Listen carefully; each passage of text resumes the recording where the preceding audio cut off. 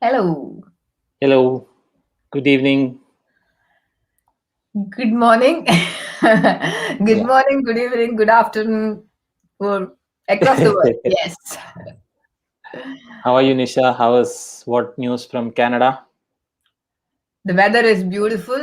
It's summer, so no much rain, but uh, beautiful. I mean, warm and nice. So it's great for outdoors.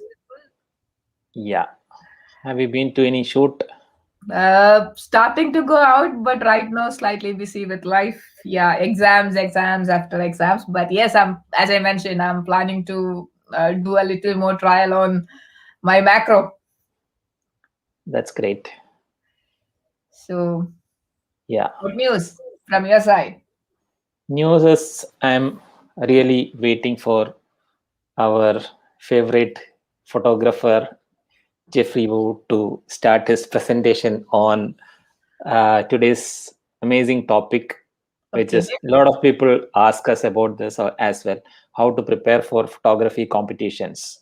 Yeah. What are the criterias, or what are the evaluation measures and things that a judge will take uh, during the time of judging, and how they score your photos. So a lot of questions we used to get, and now we have the right person to answer all these questions. Jeffrey Wu, who is a Canadian professional wildlife and nature photographer, is with us today to answer all these questions, and he will be explaining how to prepare for this. He is also a world-renowned photography competition judge, and he has judged some of the most prestigious competitions of the world, including the 2018-2019 Nikon Photo Contest and 2017-2019 Nature's Best Photography Africa.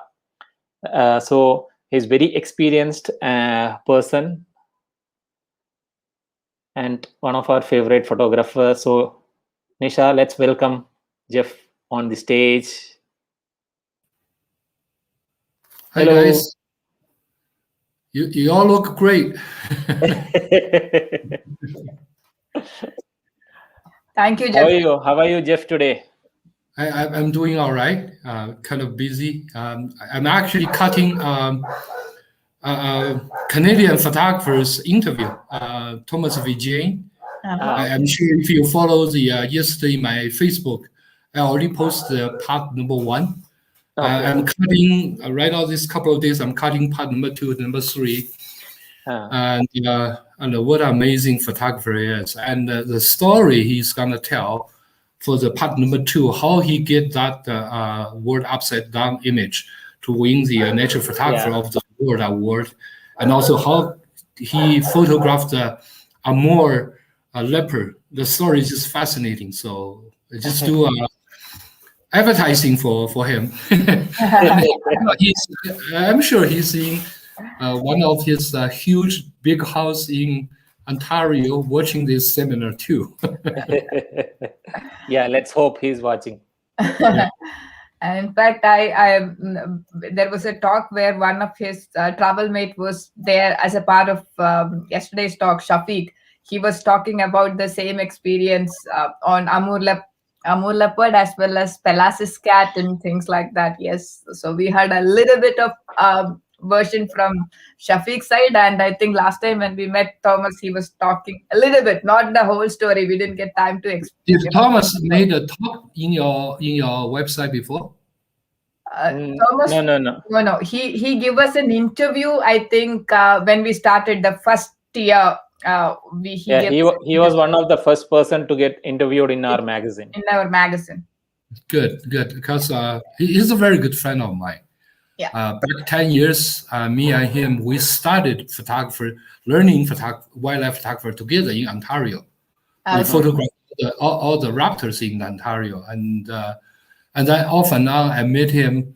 I mean, after 2012, I came to Kenya. I basically stationed here, but I think it's from 2013, 2014, he started come to Africa as well. So we often meet in the in Amboseli in Masai Mara. So we haven't hooked up for a while, but last year I met him twice. especially last December in Masai Mara. He is a photographer, actually do not like talk too much. Just like my interview yesterday at CUT, he said, I don't like talk. I like my image do the talking. And he is the one who compete in almost every big name photographic competition. And he used all his competition winning to proven what kind of a master photographer he is. So that's, I think, is quite good. Personally, I like to join the photographic competition when I was in Canadian club from 2009 to 2014, I believe. I think last time I joined a competition was 2015. And after that, I have more time to judging the photographic competition. So it's good today we talk about photographic competition. I know there's many questions people ask. So what we gonna do this, you already have a preset questions from the viewer? Yeah, we have a few questions, but once you can start talking, we'll ask. Okay, let me talk a while to basically set up some outlines for the competition and how the judges judging the competition. That's number one. Number two is after that, maybe during my talk, some of the question people is asking has already been answered. Yes. Okay. Okay. So let's just do. Can you put on full screen so I can share the? Yeah. You can share now. Yeah.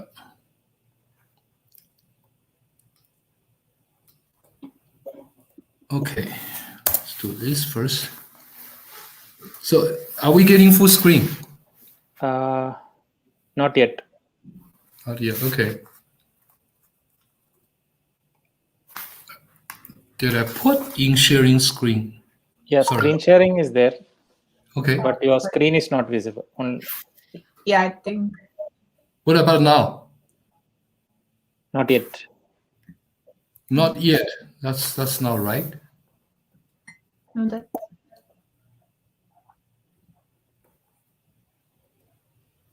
So let's do it again. So whether you see the screen? I'm seeing only the this StreamYard screen. Yeah, now I think, Hermi. What about now? No.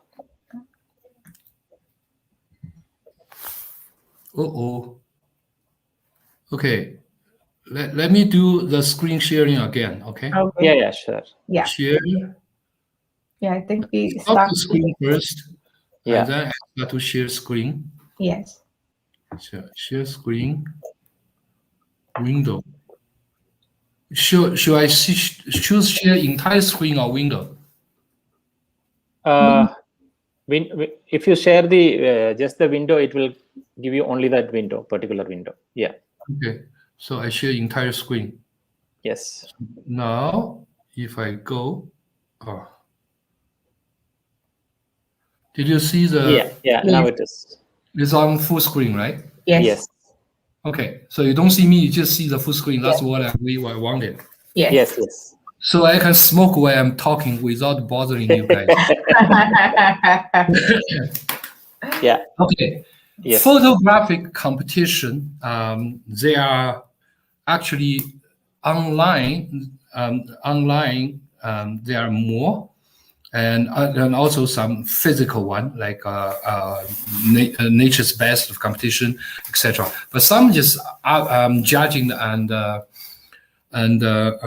judged and awarded online. So photographic competitions, there are so many of them. So we're not talking about photojournalism and other big names. We don't even talk about the Nikon photo competition, which are judged, because that pretty much covered lots of genres of the photography. So basically, today we're talking about is nature photographic competition, namely wildlife photography. I think this most of our viewers are. So the photographic competition, and if anybody attended my last webinar on Paws and Trails. So I briefly talk about how judging the photographic competition. And after that talk, actually, I received lots of private text message from the messenger, and people ask me about the rules and parameters of the photographic competition. So I think I can do we can in detail answer some particular questions, but first I want to answer some overall questions regarding wildlife photography competition in the world. Basically, there are two different systems. What I say different systems is one is very well established through more than 100 years. Another one is starting from 1980 and also being more popular into 1990s, especially into the digital camera era. So the first system is what we call salon system, which the salon system have more than 120 years history. I know that because the camera club I was in is Toronto Camera Club is 129 years old.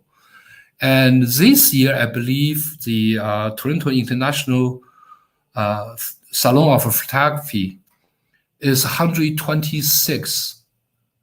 So that means for past 126 years, this salon is continuously carrying out, even during the World War I and World War II.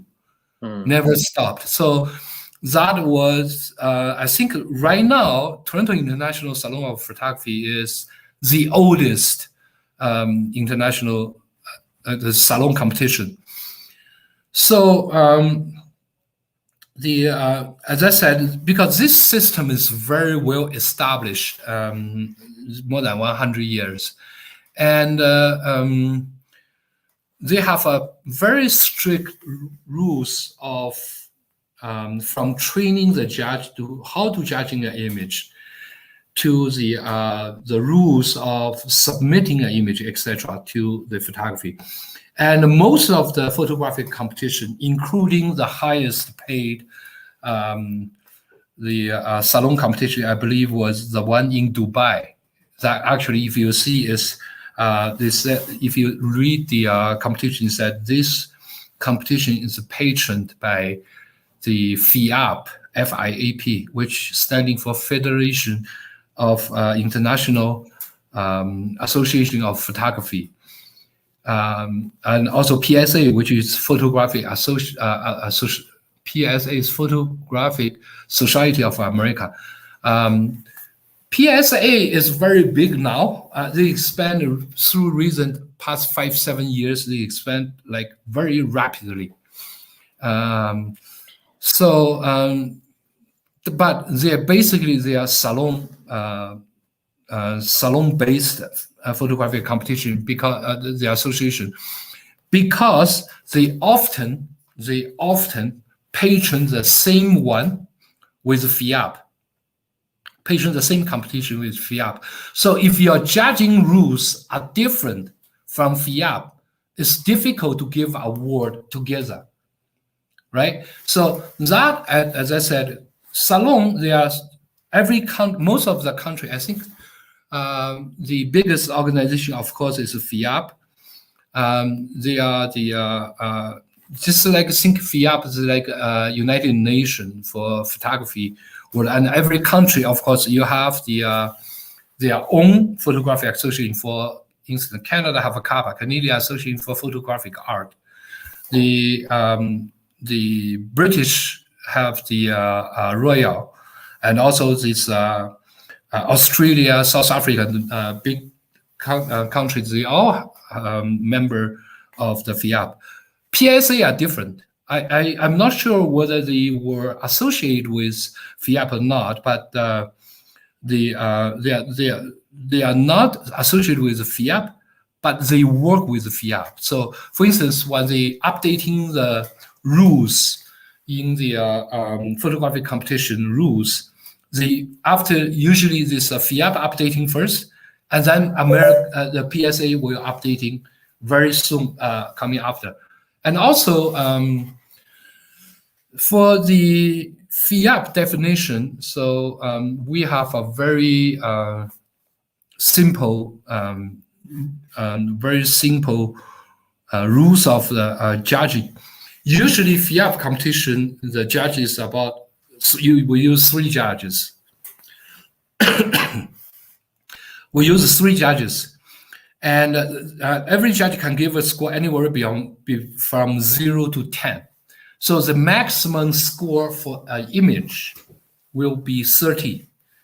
And for instance, if all 3 judges give you 9 points, so your score will be 27.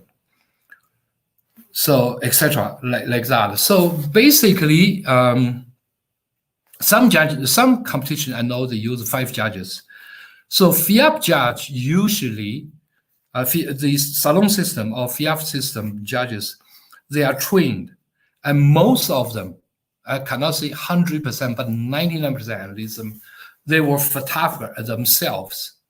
So their more judging criteria is more relied on photographic aspect, which is different with the big name organizational photographic competition like the Natural History Museum's Wildlife Photographer of the Year, which we're gonna talk about a little later. But the judges, when they judging the photographic competition in salon style competition, as the last time I said, we're judging from 3 criteria. So number 1 is T, which T referring to technique aspect, which do you have correct exposure? Is your color is off? If your focus is clear, the image is sharp, image quality is good, or the noise, there's that obvious noise to affect the image quality, etc. Number 2 is organizational point, is O referring to organizational aspect, which is what's your composition? Did your composition make the main subject standing out? And is there any or too many distractions in the image, etc.?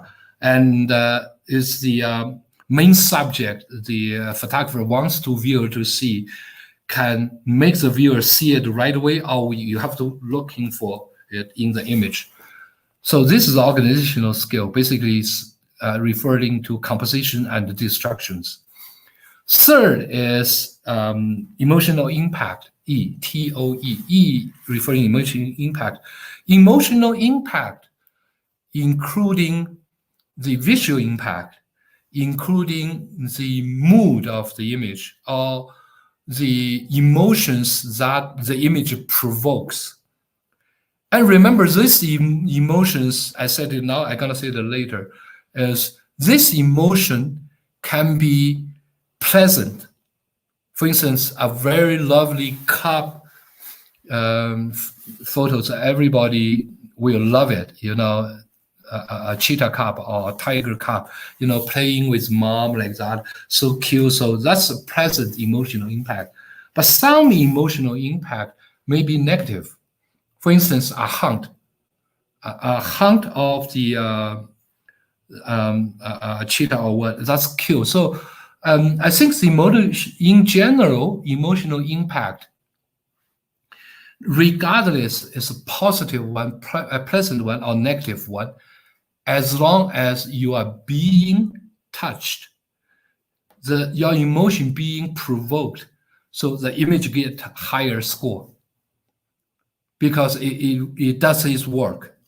Okay, basically, of course, we don't have lots of we don't have lots of we don't have lots of negative image. The image you make you look sad. Okay, we're gonna talk about it a little later. So basically, this is the 3 criteria we get, and every criteria, if you succeeded, excellent there's no fault, you give the 3. So 3 category, you get a 9 point. But when the image scores 10, the image scores 10 is satisfy all 3 TOE, all 3 criteria. Besides that, the 3 criteria work together, make images so compelling, so stunning that you will wow to this image. See this image, the first reaction you say is wow. Number 2 is the next thought is, I hope I did that. So that is the image can score a 10. So basically, that's how we score. In a photographic competition, which I do not have this file with me, but it was in Canada. When I teaching photographic judging in Canada, that I use a chart.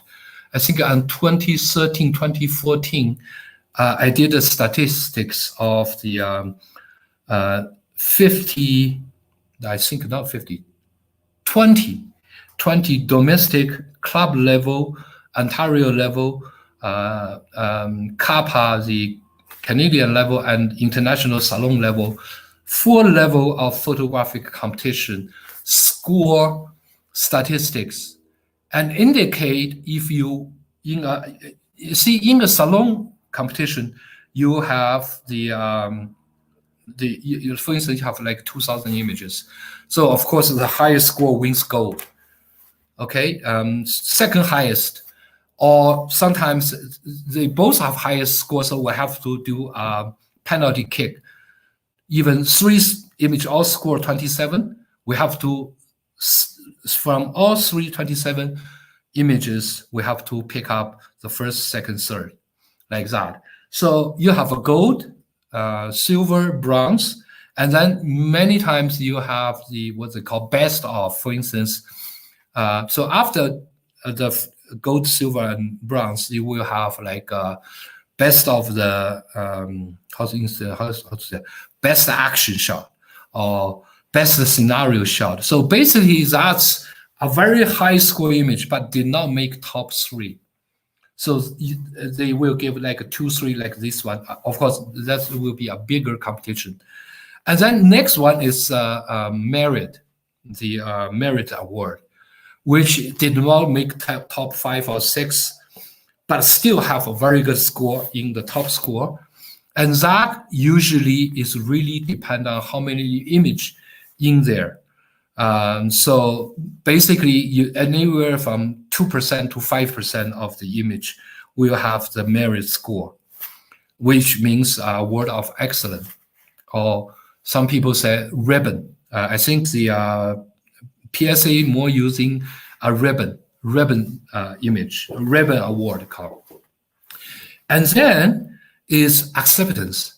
Acceptance is also a way of award to indicate that the level of this image is way beyond average into best of the works of the entrance. But however, because there's only very limited awards, so acceptance is also kind of award. Usually acceptance is anywhere from 8% to the 15% of the total image. But on the top 8 to 15%, it really depends on how many images was there and how much money the organizational community want to give those ribbon under the acceptance award. So basically, that's a different level of the award.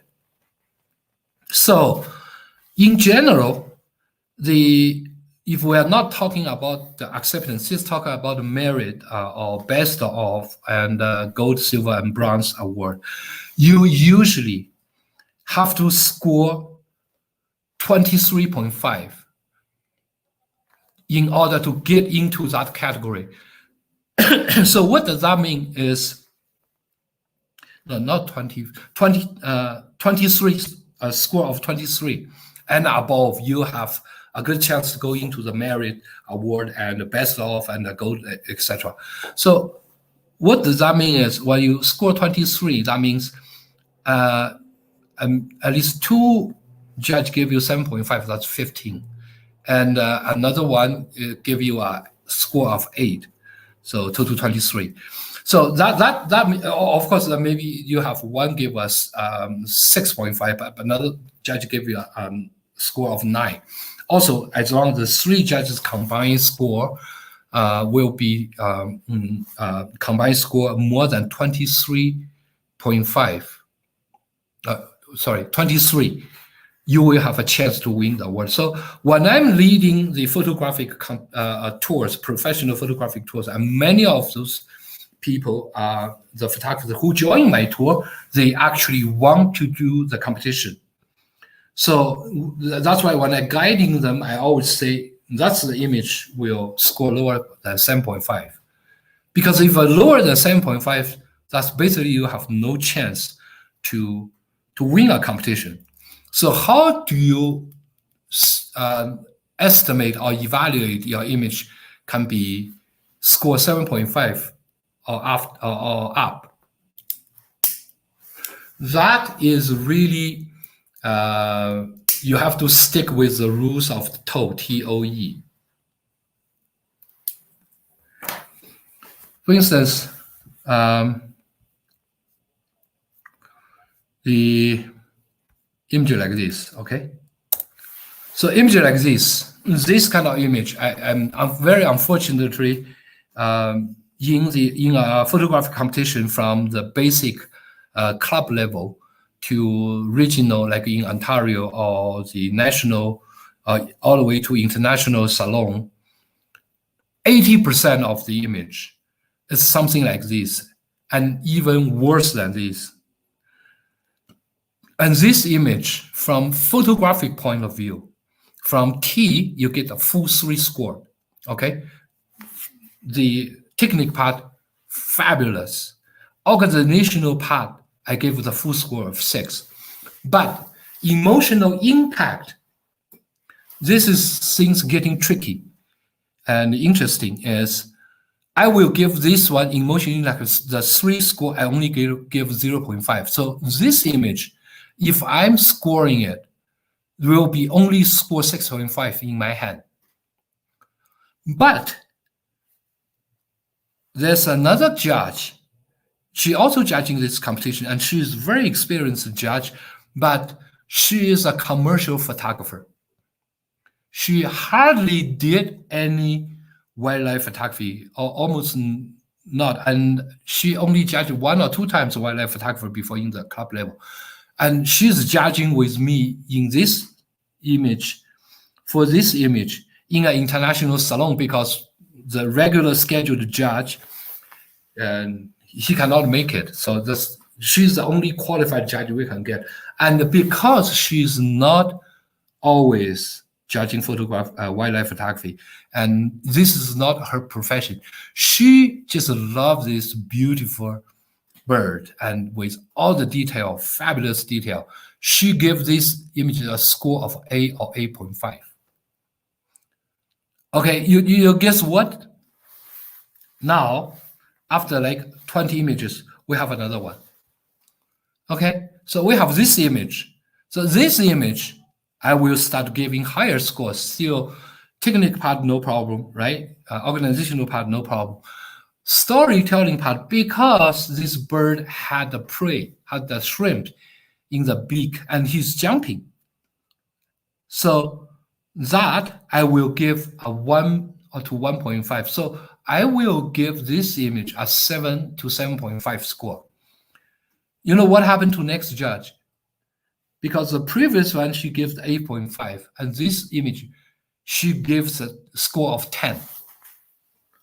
Okay, which is fine. But after that, after another 20 images, this image come out.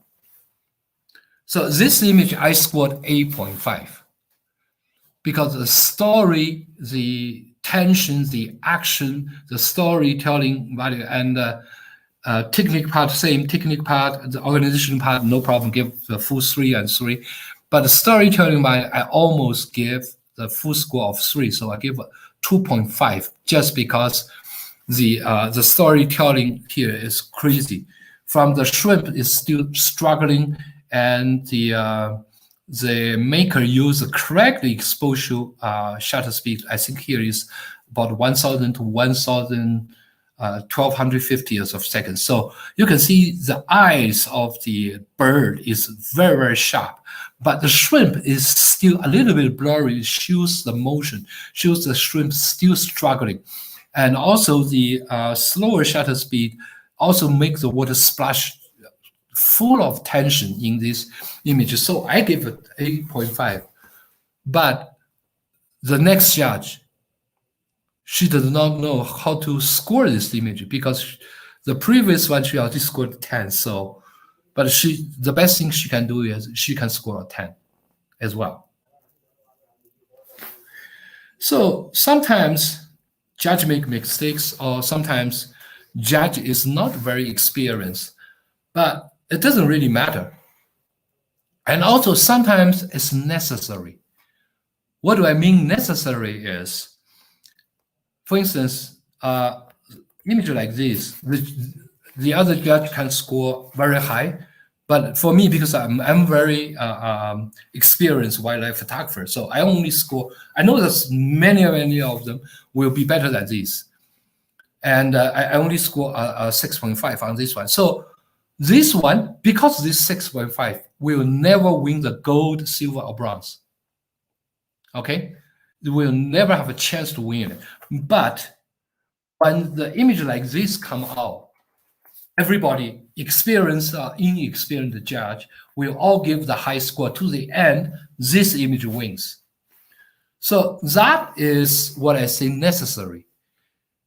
And also for when we do the judge training, we also one of the judge training judges, I think the Canadian Association for Photographic Art is has this photographic judge training course. You have to take a training course for 5 hours, and then you get what they call the trained certificate. And you use this trained certificate, you can apply to judging the club level photographic competition or regional level. But you must be accompanied to co-judging with another 2 certified judge. After you judging 6 big competitions, and another 2 judges will write the evaluation form for you. They all approve that you can be a certified judge, and then you can be a certified judge. So I think in this way, not many organizations do that, even in FIAP. I know some photographers is a very big name photographer, but they may not be a good judge. The reason being is if a photographic judge is not trained, no matter how big your name is, you may not find a way to correctly judging a photographic competition, which will cause the problem for the entrant. And because you cannot become impartial or fair to all the, for instance, a judge just is a world top wildlife photographer, but he hates snake, or she hates snake. So that's a snake image on the image. No matter how fabulous the image is, she just give a 6. So that's not fair to the photographer who spent so many years in the wild, try to get a beautiful image like that. So that is one of the problems. So trained judge, when in the training course, first we learn 2 things. I think as all the judges it's very important to all the judges, and think every judge has to be possessed with these 2 qualities. Number 1 is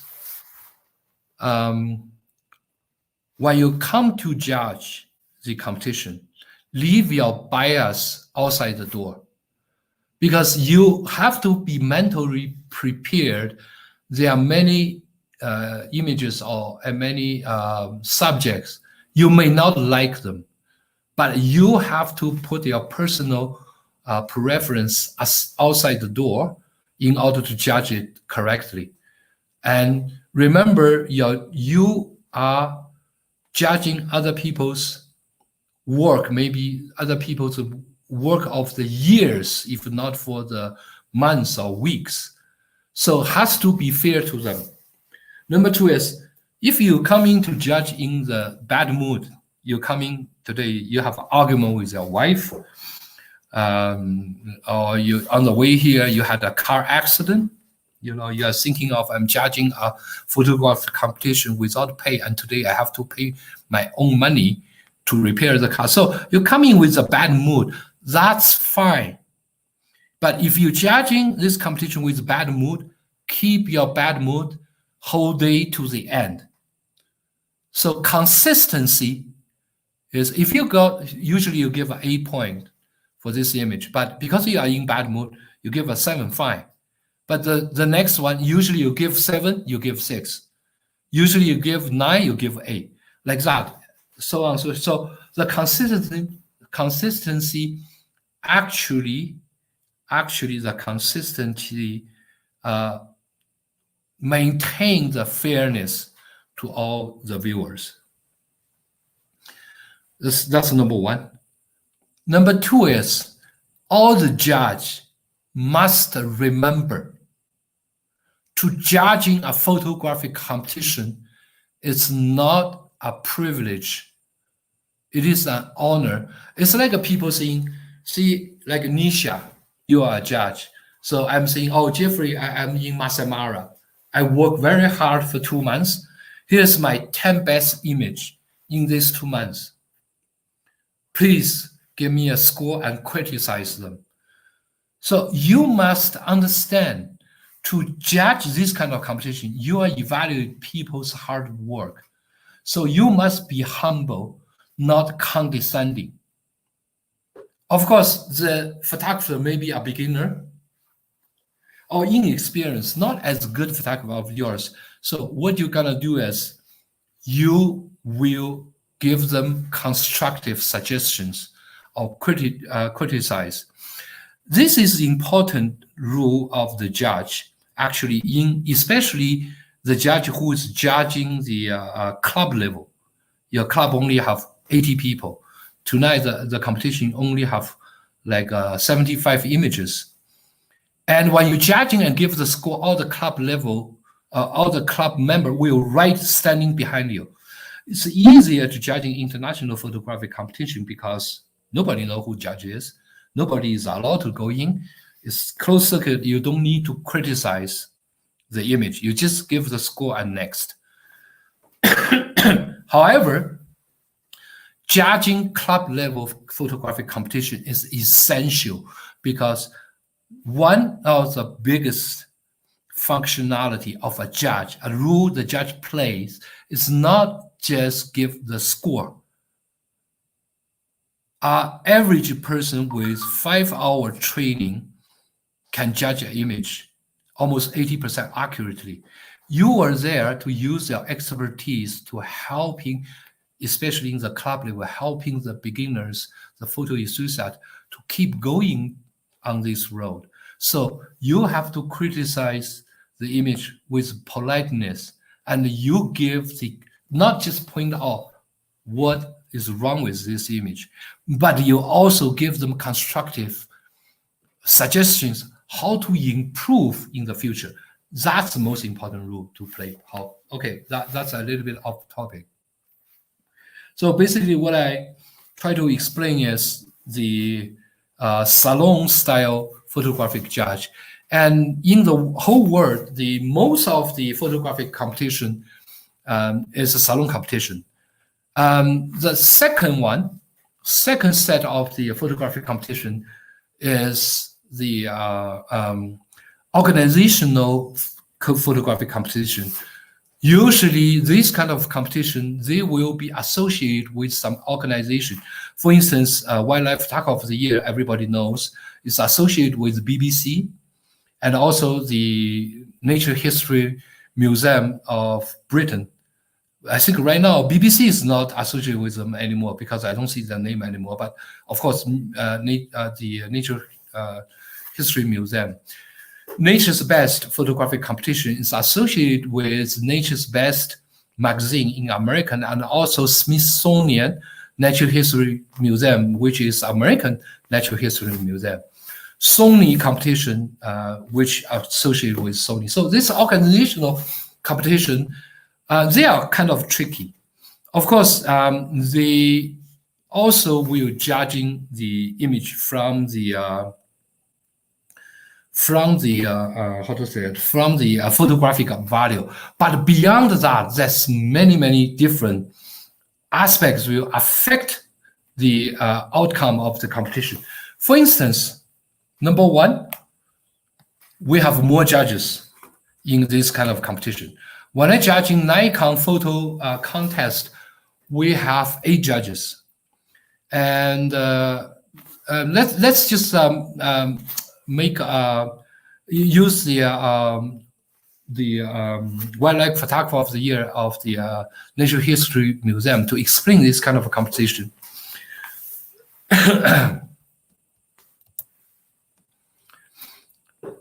So, number one, you have to remember when this kind of organizational photographic competition, the judge, it is a photographic competition.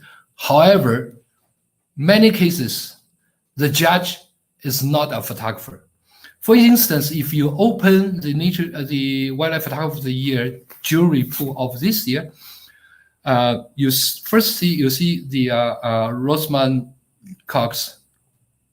He's the editor, photo editor, and the writer. So basically, for instance, he's not putting his title photographer in his biography. So that means he may not be but of course, I'm sure he has been dealing with photo his whole life. He's a photo editor. The second one, underwater photographer. Okay, Spain. Third one, he's not a photographer. He's an evolutionary biologist and researcher. The fourth one is a photographer, but is not a wildlife photographer.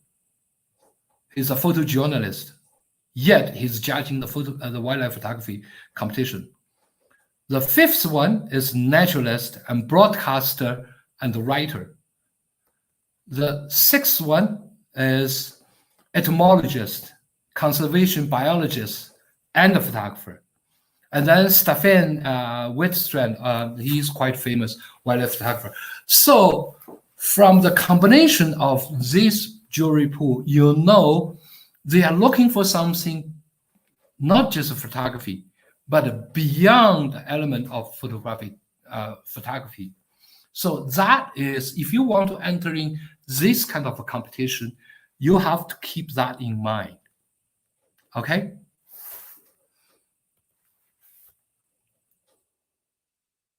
Oh, sorry.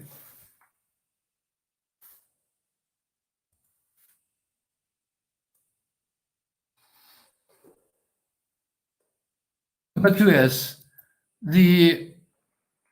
even the prestigious wildlife photography of the year.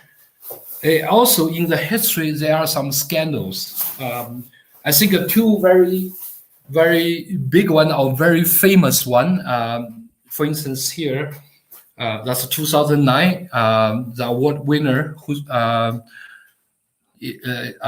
wolf jumping over the fence. So the award was given, and then later on was stripped because they find out later that wolf is a model, is a trained wolf.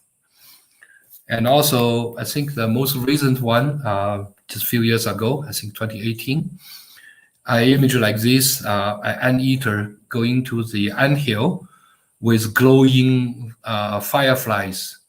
And then they find out, they give the award, and then they find out, and then they find out that anteater is a picture of taxidermy. Okay, so, and then so there are some problems in this competition. And also the rules of the competition is not consistent. It changes from year to year. So when you're entering this kind of competition, or if you're entering every kind of competition, first thing you have to know, you have to see the rules of judging, and the rules of submission. Okay, you have to read all of them, because the parameter of the what kind of image you can entry are so different across the board. In Salon system, basically is pretty good, and they are very consistent through the years. But these are different. For instance, as people complain, lots of people complain drone photography getting too close to wildlife, so wildlife being disturbed. So they updated the rules for not using the drones to get into close, etc. And also there's baiting issues. I remember many years ago, I think about 10 years ago, there are a Canadian young photographer from BC. He's 19 years old. He photographed gray owl at night.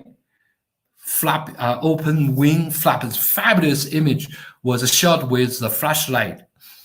Even flashlight is still in debate. For instance, I know some of the PSA competition and also FIAP competition, in Salon competition, they do not use a flash. They do not use allow image to use a flash. But BBC is allowed. And back then, about 10 years ago, when that young Canadian photographer wins the award, even baiting is allowed, because you still can find out in the YouTube the interview of that young photographer from BBC. In the interview, he openly admit that he used the three strobe, and also he used the dead mouse as bait to bait that gray owl. So I mean, at one time at that time, it was allowed, because after the interview was aired, he still kept his title. But right now, BBC, if you check out the rules, BBC do not allow the baiting anymore. So that is every year, if you enter a competition, if you entered before, and every year you must check is there any new update. And also, I'm not mentioning a name, one of my good friend, who is also one of the very best wildlife photographer of the world. Actually, he's ranking among the highest even in the wildlife photographer of the year.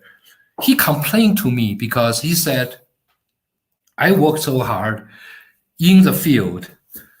8 months, I try to get this shot. And this year, what kind of image you win is the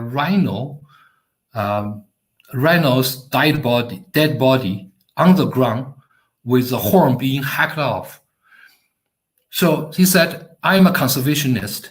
I condemn this kind of behavior. And I do a lot of things, especially when I'm submitting my image to the competition, or I share my wildlife photography images.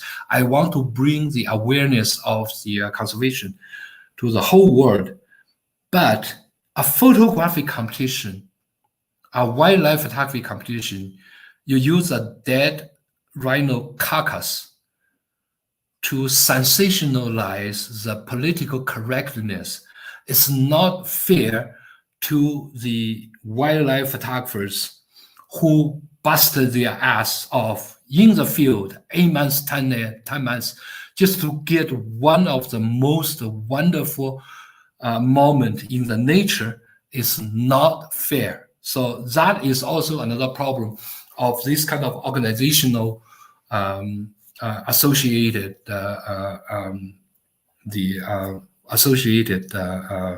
photographic competition, because many times, besides spreading the concept of conservation, sometimes there are too many politics in it. That's many of the wildlife photographers don't like it. So I'm not particularly targeting wildlife photographer of the year or anyone. What I basically telling the photographers who is preparing for this kind of photograph competition is these are the element will affect the outcome of the image. So when you enter the image, you have to know the taste of or the preference of every different photographic image, photographic competition. So, for instance, if you join Sony photographic competition, and in their nature part, you can see a very obvious trend of they are more value the aesthetics value or the photographic value of the image rather than the content. But BBC is very much focused on content as well. So if you have two images, one is the heron fighting with bald eagle for a fish, fabulous action shot. If you submit to the wildlife photographer of the year, you may lose to a portrait shot, but of a very, very rare species, because they want to promote the conservation for the endangered species, which is 100% correct. So if you have these two images, you submit that rare species to BBC, and you submit that heron fight with bald eagle to Sony. So likely you will win both awards. Okay, but if you exchanging that, you lose both awards. So that is what I mean. Okay, again, what I say here is only represents my own opinion. This is number one. Number two is I have greatest admiration and positive thinking of wildlife photographer of the year, and I also what I think for this competition through the years, they promote wildlife photography. They promote conservation in our society. They played a very key role. So I think they did a great job. But what I'm trying to point out here is these are the pointers you have to keep in mind when you submit it to this competition. Okay. Again, let me say, personally, I only point out the fact, which you can see it online, and I have no personal agenda against the BBC, and I think they did a great job. Okay, and also number two is let me talk about some. I already talked about 40 minutes. I'm gonna be rush out a little bit. Next, I'm gonna talk about it is common mistake when people submitting photographic competition by not reading the rules, and some common mistakes they're gonna be making. Number one, I think is very simple. You probably have the, for instance, you submit a great image like that. You think this image will get you a top score in the salon, which is right. Okay, Jeffrey Wu, a photographer named Jeffrey Wu, submitted this image to a salon competition. He's expecting this image to score 9 and 10, but this image being disqualified because Jeffrey Wu is keeping his logo in the image. Believe me or not, that's the most common mistake I'm seeing people in the photography international community. I'm seeing the people to make this kind of mistake. So common, no exception. Every photographic competition I've been judged for past 8 years in every level of photographic competition, you always see this kind of mistake. That's mistake number one. Mistake number two is, oops, sorry, one moment. Let me change the background of this.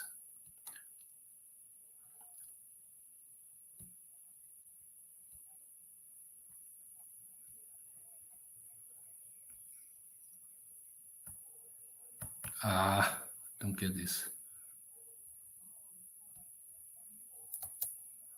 Okay, I cannot get the black background. Okay, just to let you know, for instance, if you submit this kind of image, right? You know, right now, on in the the big competition when you use the projectors, the background of the projector is completely black. So this image on the edge here, we have lots of black. So you kind of blind into the background. So many photographers submit this called dark tone image. They will put a border on there. And sometimes the photographer just think the image look pretty with colored border like that. Okay, this is a mistake many people make when they submit an image. Just put a very colored border, which right away distracted the judge from looking at the image.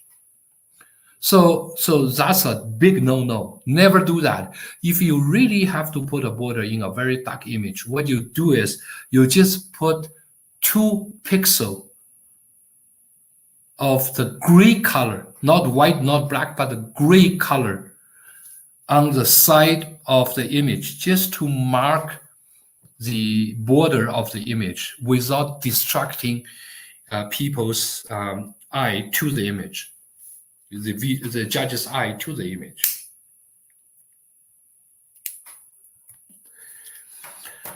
Another common mistake is you submitted an image.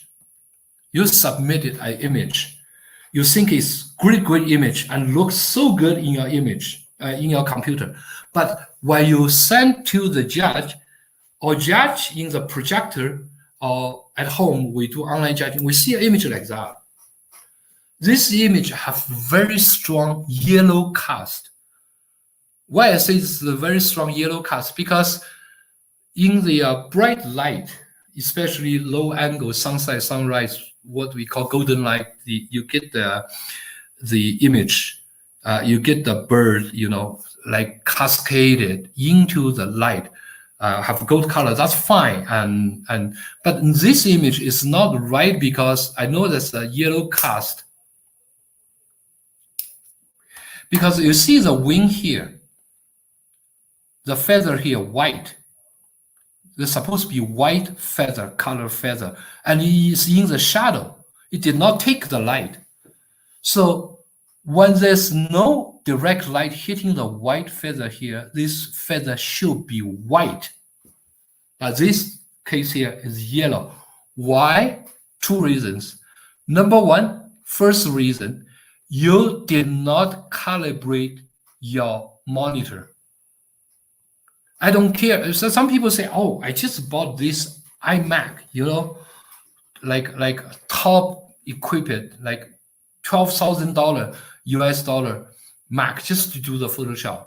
I said, "Did you calibrate your monitor?" No, that's the most expensive one.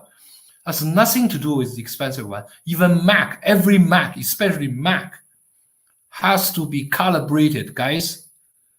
Calibrate your monitor. Otherwise, things look right on your computer, on your monitor, because when we're judging, all the projector will be calibrated. All the judge, when we're judging online, the computer we are using, the laptop we are using is color calibrated. So therefore, we can maintain the fairness that of all the judges see the standard color. And if you do not calibrate it, this is what's gonna happen to your image in front of the judge. Number 2 is,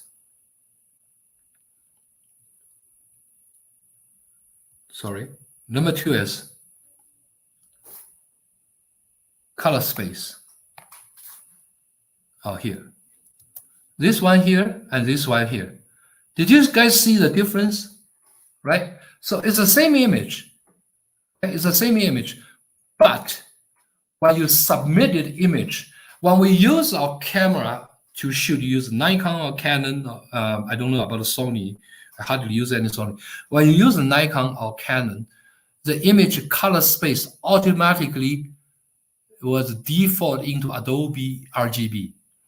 But all the photographic competition in the world, 99% of them, if you see their submission requirement, they ask you to use sRGB.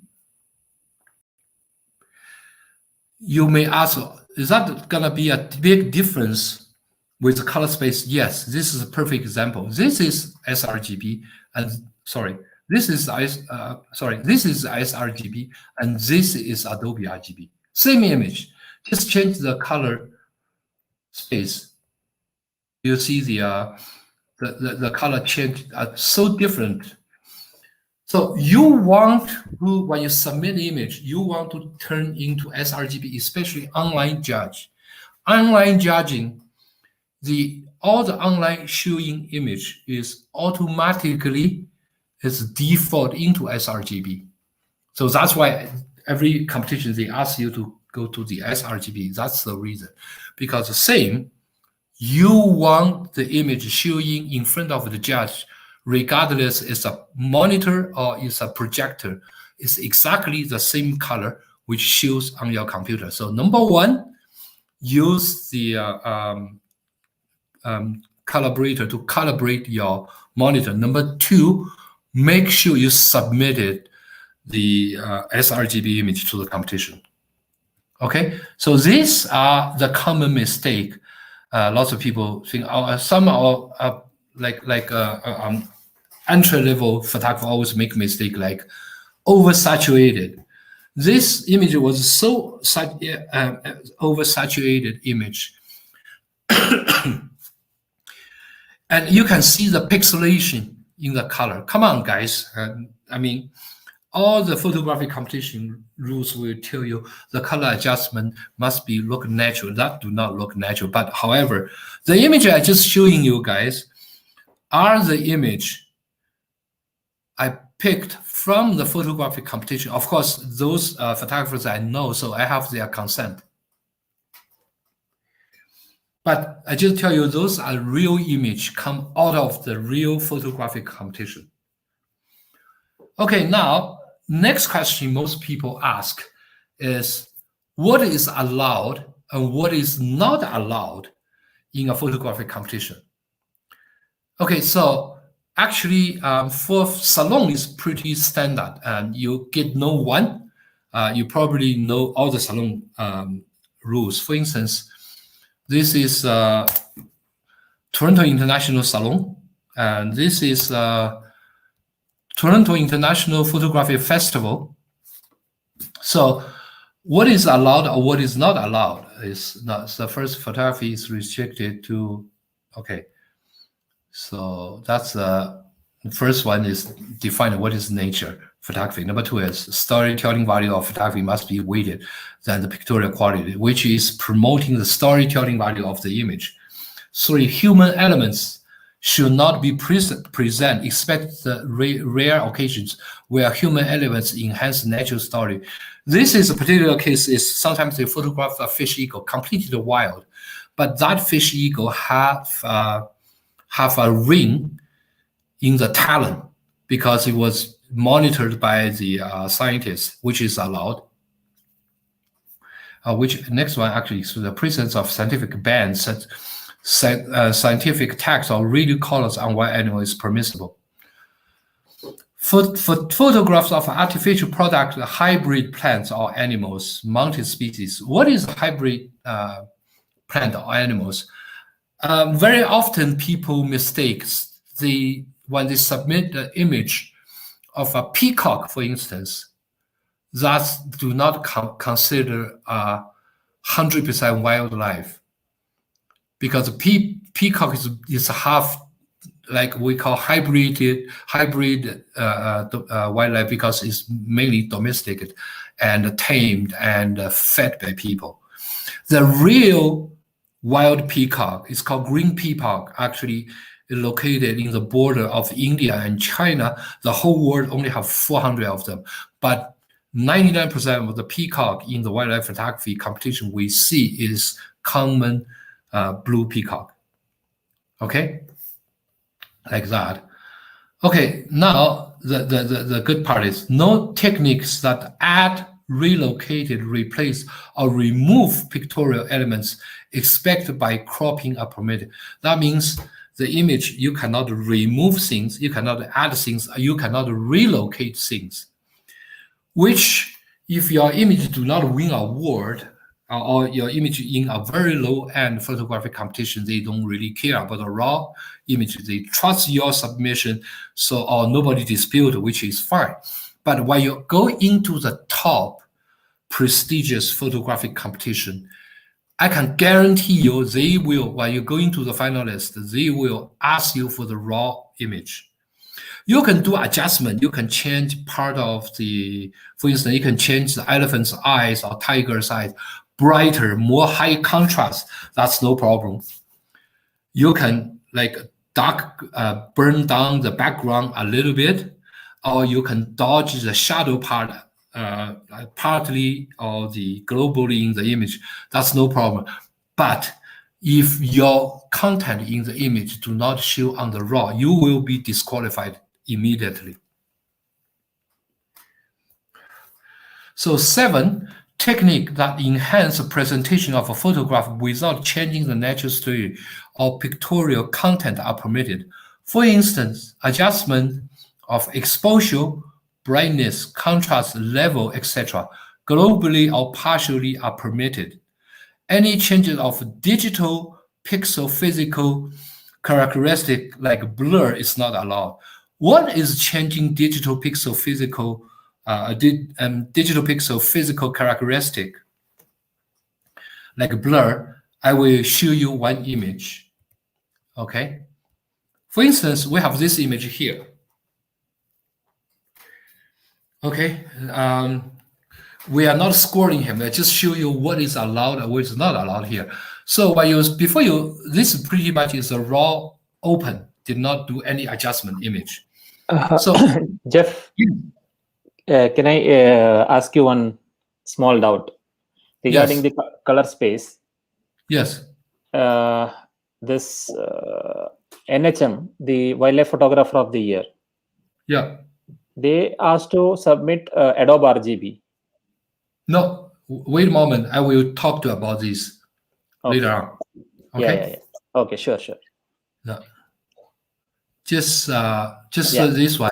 So what is partially like for instance, I think the background of this image, the background grass is too distracting. The texture is too obvious. So I want to reduce it. I can use 2 ways. Okay, number one, the way of according to the rules of the competition, I want to adjust the background, the texture by using only, for instance, let's say we only using brightness and contrast. So what I do is I open this image in the Photoshop. I will not do a very detailed selection, just to give you a demonstration is what is allowed.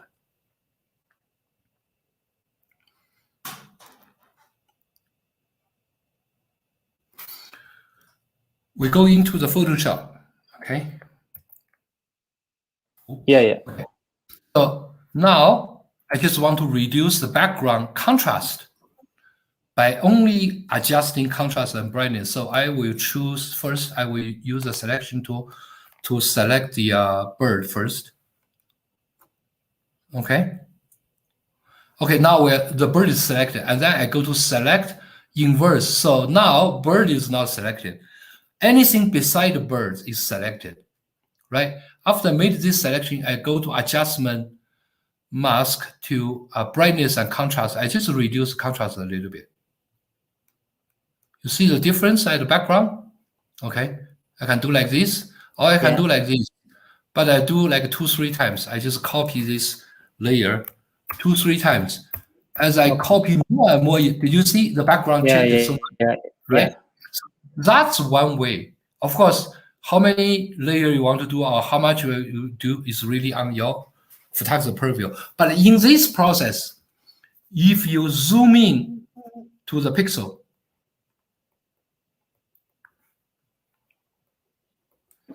you see at 800%, at 800%, you can see the pixel here, and you can see pixel on the bird here, right?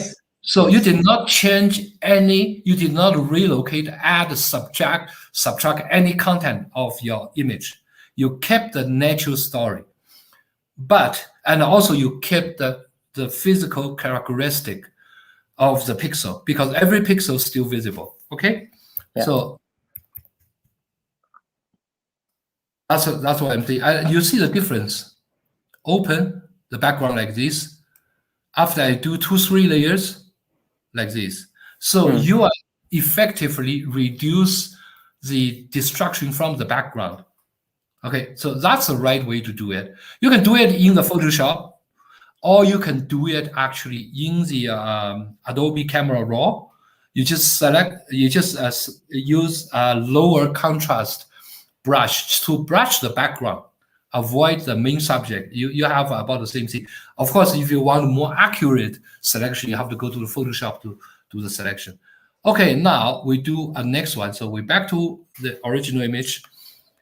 Let me do make a copy, and then we do a blur. So we go to blur, we do let's see, a Gaussian blur. Okay, so Gaussian blur. Oh no, sorry. I choose the let me choose the bird first, the background first, because the bird you don't want it to be blurred. Choose a bird and then select inverse, which is nothing but bird, and then you make a copy and then you do a blur of the background. Sorry, Gaussian blur to the background. Okay, so now, of course, there's some how to say it. That's of course when you submit it, it won't be like that. But I just tell you, when you do a blur in the image, what happens is if I zoom in, as all the when the judge in doubt, they will zoom in. When I zoom in to 800%, 700% like before, you see what happened? You see what happened here is you see on the bird you have square pixel. Yeah. Right? In the background you get nothing. Yes. You get unified, not pixel, just unified, a flat canvas. Yeah. So that is what we call you changed the physical pixels physical characteristic. Okay. Now you understand what that physical characteristic is. That's why you cannot do the blur. Okay. Yeah. In the vision. Back to the question you were asked. Okay. Go to Jody. Sorry.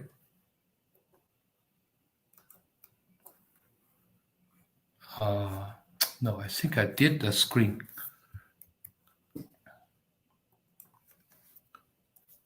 Did a screen capture. Just one moment. I may need to go to the website. Photographer of the year. She's submitting rules.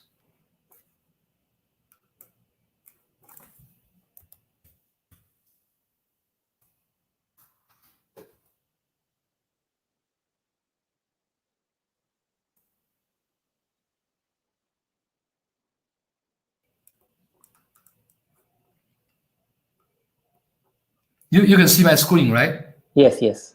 Okay, good. Oh, the internet here is not very good now. Here, enter the competition. Actually, goes right to that one. I think it's the first one. Okay. Anyway, we cannot go in. Yes, I know wildlife at half of the year. The British one, he will ask you to submit Adobe sRGB. You know what's the reason? Yeah. Do you know the reason? Because they're gonna do the exhibition, they need to print. When you print, Adobe RGB has way more color space than sRGB. Okay, than sRGB. So the color will come too rich and the gradation will be smooth. So that ensures the quality of the exhibition in case you are winning. explain when they displayed it in the museum. Okay. But I'm not sure about the digital entrant. I know when they ask for the big format for printing, they will ask for the but in the initial stage itself, they ask the digital file as Adobe RGB. I remember. RGB. Adobe RGB. So that's no problem. Then you just send Adobe RGB. What you do is when you adjust your image in your computer, you also use Adobe RGB to adjust it. So regardless what, if he make sure the final, before you submit the image, you make sure that image's color space it matches the rules indicated. And before I said 99% of the image, especially online photographic competition, they will ask for sRGB because online sRGB is default recognized color space. Okay. If you sending Adobe RGB online, it will automatically change into sRGB, which the color will change. So if they accepted if they accept the Adobe RGB, that means they do not judging online. They will judge live. But really, I don't know how they do it, especially with the pandemic. Anyway, if you ask you to do that, you have to adjust your final touch, the final product in the color space that they indicated. Okay. Okay. Yeah. So all this is not which one is right, which one wrong. All the why we do this, including calibrate, is we want to make sure that judge sees the same image as you see in your own computer. Period. Oh, yeah. Okay. Yeah. And I think that's it for me to explain the difference of the institutional photographic competition and salon competition, and how judges giving the score. So for the institutional photographic competition, that I'm not quite sure because, as I said, in BBC, 7 of the judges, only 3 are professional photographers. The other one are scientists. But when I'm judging Nature's Best Africa, we have 7 judges. One is the publisher of the Nature's Best Photography magazine, the publisher himself. Another 6 are all professional wildlife photographers. So even institutional are different. The judging combined. And we have 8, they have 7, and some they have 9 or whatever the judges. So everything is different. The best way to guessing the outcome is by looking over their previous winners' image, which will give you a better understanding of what kind of image will likely win in the competition. Just like I said, you have a rare species image, and you have the heron fighting the bald eagle. So if you see the previous Sony photographic competition winner and previous wildlife photographer of the year photographic competition winner, right away you will make right choices. Okay. Now I think we can take. I talk about what just a little more than 1 hour. Good. Give me 2 minutes. I go to washroom. I'll be back. We start Q&A. That'll be okay. Yes. Sure. Yeah, we saw a lot of inputs, and especially when it comes to photography judging, we never think in this depth to what extent people need to be careful, and what you can think about when it comes to a lot the of expectations. questions waiting Yeah, for Jeff to answer. so many. Let's see. Yeah. So many questions. Once Jeff is back, we will ask him to answer these questions. One by one.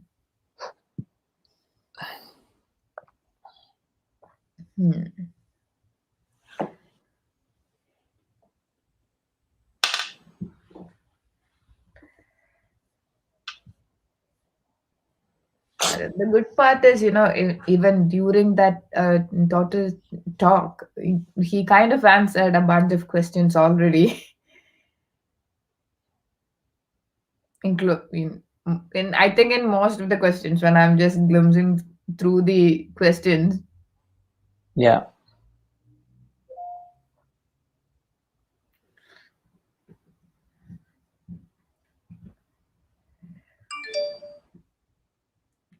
So, Hermi, what else?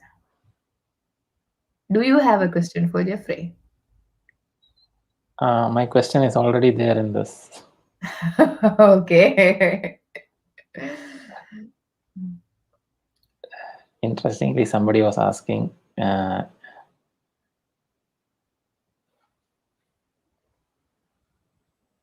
our regular viewer, Graphite and Paper. His name is Sandeep. Yeah. Yes, Jeff is back. He's back. We have here. Yes. Yes. So we will start with the questions. You have a lot of questions, I think. Yeah, sure. Talk every time. It's same. The judging session questions more because everybody want to make sure they send a perfect image to win the competition. Potentially 200 winning images here. Go ahead, fire up. Yes. So starting with, again, you have covered a lot of questions, but again, I'm asking it for the clarity. So please say about how much cropping we could do in a competition.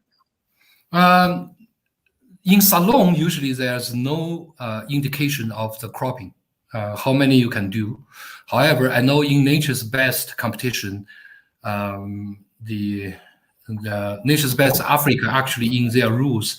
Right now, I think they changed. Their head judge, Lo Kozer from South Africa, he's our head judge for Nature's Best Africa when I was judging the competition for 3 years. And I think recently, because he's one photographer I really admire, respect. He's a very good friend of mine too. But I think he retired. He's 70 something. So he's no longer holding the Nature's Best Africa, the franchise. He gave back to Nature's Best. So that's why Nature's Best this year, they have a new Nature's Best Africa award come out. And so in that competition, when I was judging that competition, they do not allow image cropped more than 50%. Okay, so the image has to be smaller, has to be bigger than the 50% in terms of area size of the original raw image. That's number one. Number two is actually the cropping restriction basically is to ensure that the images submitted have very good image quality. Because sometimes when you crop very small, you can't really do. I mean, you can't really maintain the image quality. However, in salon, there's no restrictions. At least not that I'm aware of. Okay. So therefore, as I said, every competition, if you take seriously, you want to enter, make sure you read line to line of every rule of submitting and judging. Sometimes the judging rule is not only open to the judge, but submitting rule, you have to abide all the submitting rules. If you are in question or you are not very clear, send an email. They will be more than happy to answer you. We have a question from Sandeep. Why do you prefer not to compete but to become a judge? I have a Facebook. If you follow my Facebook, I have a Facebook post. I actually wrote about this. Is number one, why people want to join photographic competition? That's a good question. Number two reasons. The main reason, I want to be famous. I want to everybody in the wildlife photography know they know me, which I already did. You tell me in African wildlife photography community, how many people do not know Jeffrey? Yeah. For me, it doesn't really matter. I used to do the competition a lot from 2009 to 2013.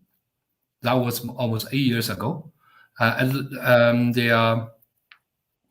that's number one. Number two is, I wrote that article. I wrote that article about 1.5 years, 2 years ago, I think. But I'm not. I'd be more than happy to send it to you. This article, you can post it in Posts and Trails, and tag this workshop. So basically, what I think is, I think all the photographer at the beginning level and advanced level, you have to. It's highly recommended you join a photography competition, because in the competition, you will pay more attention to the image processing from shooting to post-processing. Number two, you know the international standard.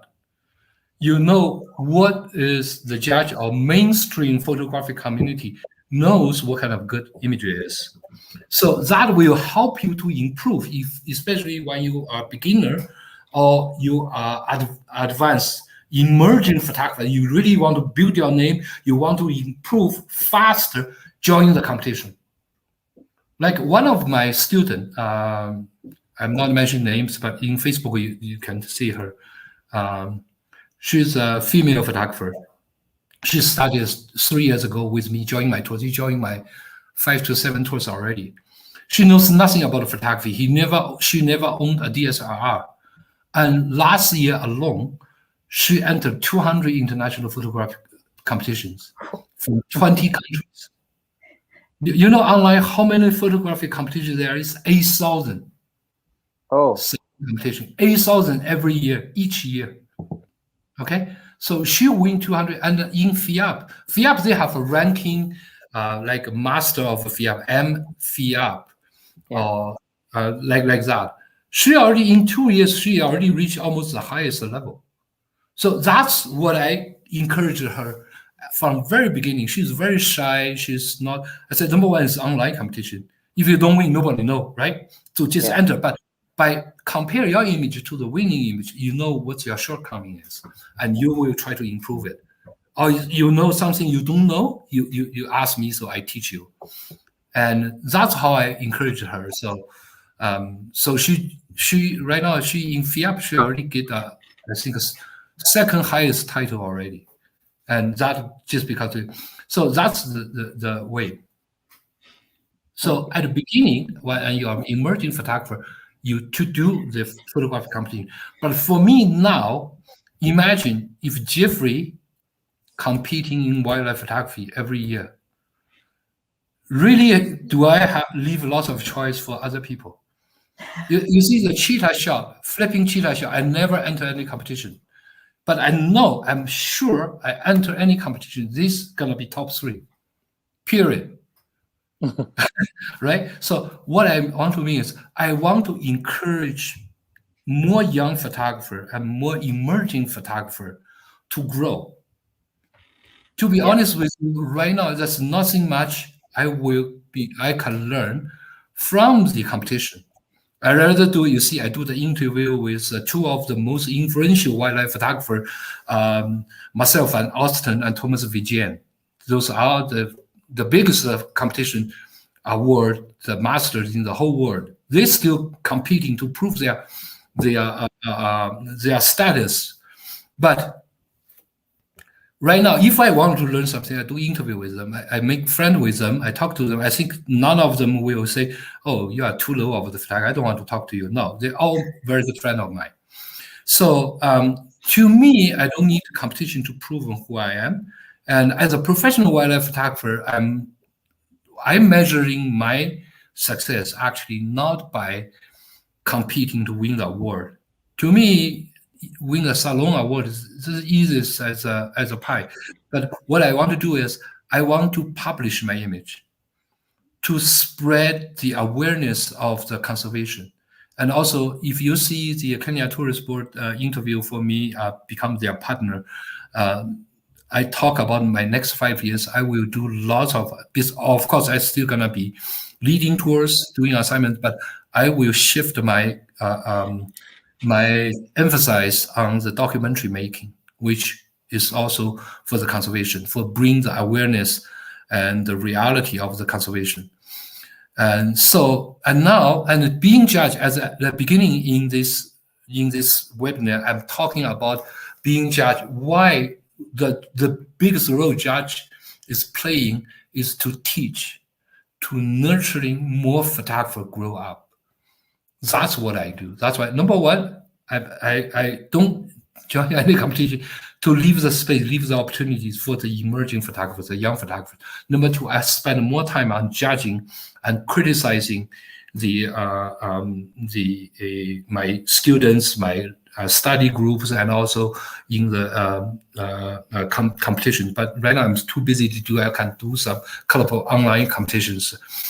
Even Nikon, I'm not doing this every this year because I cannot go back to Tokyo. I always stay in Kenya here. But however, I will using this kind of like your webinar, this kind of thing, to spread the concept and help the young and emerging photographers to grow. My name is big enough already. You guys being in Masamara, you go to Masamara, how many people do not know me?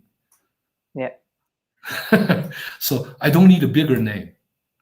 My image published in more than 120 international newspapers and magazines. I'm writing a column for Chinese National Geographic every year. I just have an article going to publish in the conservation magazine Swara of East Africa next month. And I wrote article published in Canadian photographies, published in African Geographic. So I don't need any more name. For me, teaching and conservation is more important. Makes sense. Okay. Yeah. Thank you. No problem. Next one. Please share something about Sony photography competition and 35 awards. In what? Sony, please share something about Sony photography competition. Yeah. And there is an award called 35 awards. I don't know. I never judged that competition. My student entered the Sony competition. Actually, one of my students, her aerial photography show last year won the award of the national region award of Hong Kong, Miss Chen Hong. But the Sony competition is, to my understanding, Sony competition is not a dedicated wildlife photography. It's what we call the comprehensive competition, which including pictorial, including photojournalism, including the art photo. So it's not very. I mean, I only judge mainly wildlife photography competition. So Nikon's the only one I judged comprehensive photographic competition. But Sony, my student and my wife also entered the competition numerous times. But even when they entered, it's the wildlife shot. So I'm not really sure about 35 award things. Okay. But to me, as I said, Sony is more valued your image photographic value than the wildlife photographer of the year. Okay. So do competition also check that the animal was disturbed, or if an animal was made to behave in a particular way, example, feeding or baiting? Yes, I already talked about baiting. I think the baiting in general, PSA is 100% banned baiting competition in salon. Even the, as I said, wildlife photographer of the year, when the Canadian Stephen, I think it was Stefano, I can't remember the name, but young kids win the award about 10 years ago, baitings are allowed. But now they are not allowed. So I don't bait animals. I mean, my personally, I've been in the place people bait. But myself, I don't bait. I don't think it's good. It's not a good practice. However, feeding is another issue. For instance, in China, that's a place called Sanmenxia, wetland. So wetland before was nothing. They have like a small bird. But what happens in 2015, I think, because that area is right in the migratory migratory route of the trumpet swan from Siberia to Europe. They will pass this area. So sometimes you get like a couple of swan just so tired, so they will drop and rest for a few days and fly. So what happened is 1 year, I think 2015, they have about 150 swans there. So the local government actually, because they are very exhausted and very weak, so local government feeding them corns. So feed them about 10 days and then they keep going to Siberia. Next year, they brought back 2,000. And the government start feeding them every year. Right now, it become a regular logistic supply point for the swan. So every year right now, it's about anywhere from 70,000 to 150,000 swan will stop there. So this feeding actually improves the nutrition status of the swan. Actually, the number of the swan after this feeding supply arrive in Siberia is significantly increased. Okay. So in that way, this kind of feeding. So if you photograph a swan in that wetland, does that consider baiting? No, but it's feeding. Yeah. Number two, yeah. So this is a very broad issue. Lots of things we can talk about this, but in general, look at the rules of the competition. But do better for me. Yeah. For me, just don't shoot the baiting stuff. Come on, man. Just don't shoot the baiting stuff. Really. Of course, I'm saying in the luxury because I'm in Africa, like I'm in Masamaro 10 months per year. It's easier for me to say, but please do not. Even before when I was in the Ontario 10 years ago, start photographing the raptors, kestrels, the red-tailed hawks with Thomas Vigean. We never bait. Come on, man. That's just too low. Okay, so yes. Next question is, how can a commercial photographer be a part of judging in wildlife photography? That is kind of difficult because simply no matter how big your name in the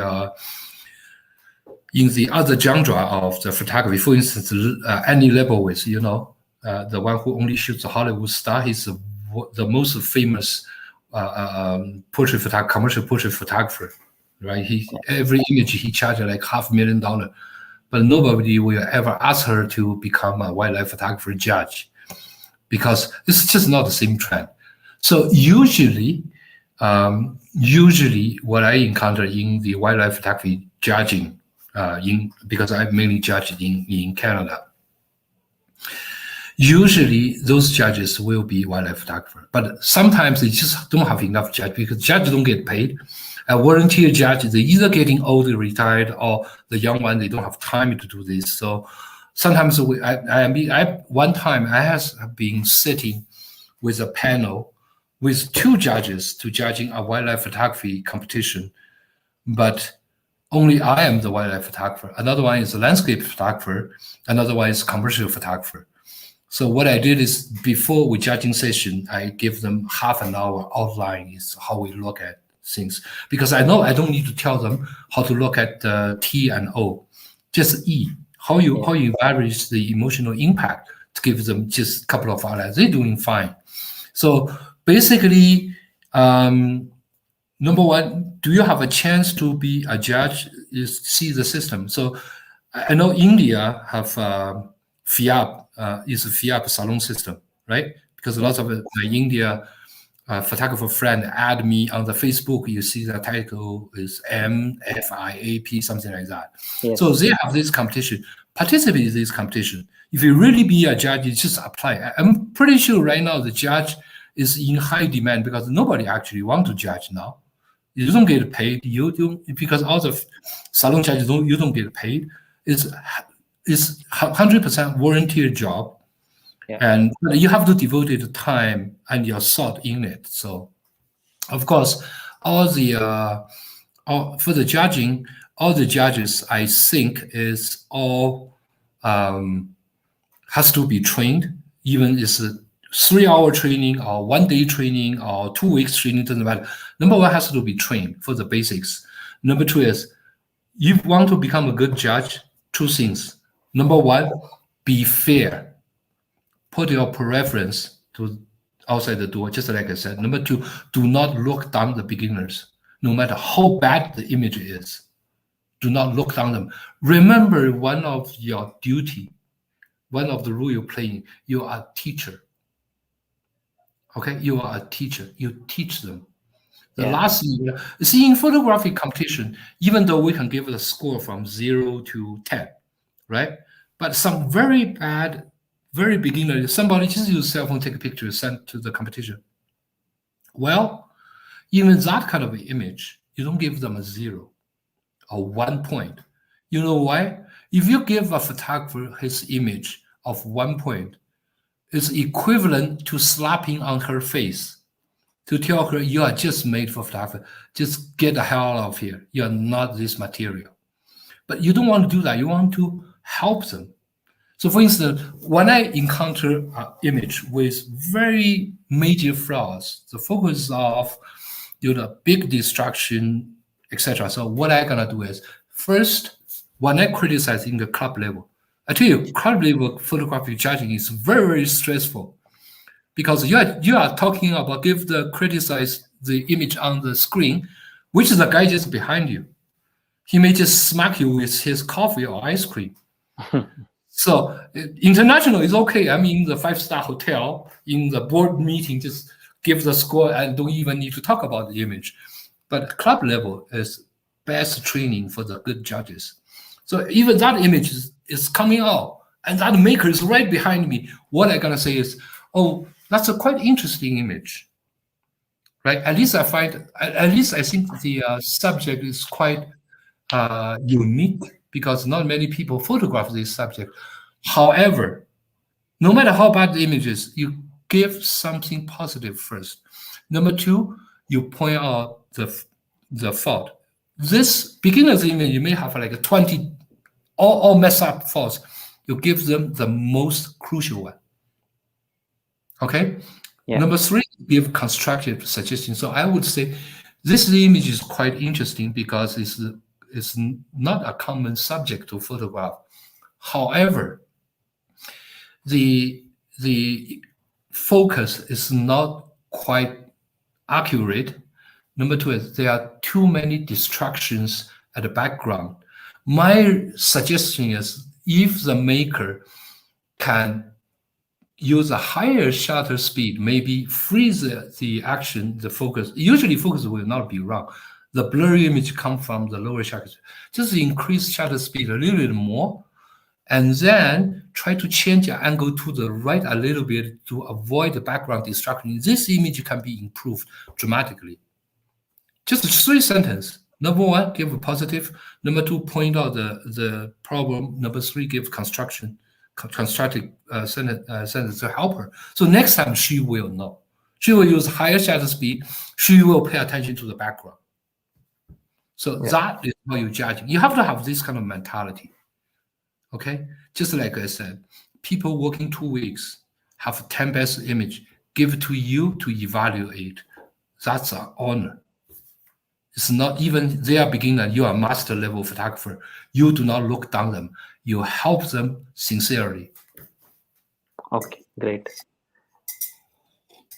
The next question is, do the judges also check the gear and technology used? Example, newer gear which support subject tracking has better advantage over the gears without subject tracking. Subject tracking, you are talking about mirrorless. Yeah. Right? I never use mirrorless. So he is asking, does the judges also check on the gear and technology used? The gear I used, well, I'm Nikon contracted photographer, so my gear was provided by the Nikon. Nikon is China. They're very generous. So I have the best Nikon gear ever. I got the D6 with 180, 400 with 1.4 teleconverter built-in. I have a D850. I have a 2Z7, 1Z6. I have every lens from 8 to 15 millimeter to 180 to 400. So I have the top gear. It's not fair to compare my gear with. However, some of my best image coming from 2013, 2015. That time I was not sponsored by big names, and I was using Canon. I tell you, in the image I shoot. You remember I showed the image of the cheetah chasing a rabbit, a squab hare, right? Yes. That camera was a Canon 1DX, not Mark II, 1DX with 100 to 400 plus 1.4 teleconverter. Oh, Right. That was 2013 or 2015, somewhere there. So it's not about the gear. Of course, better gear, you have more efficiency, but still the concept.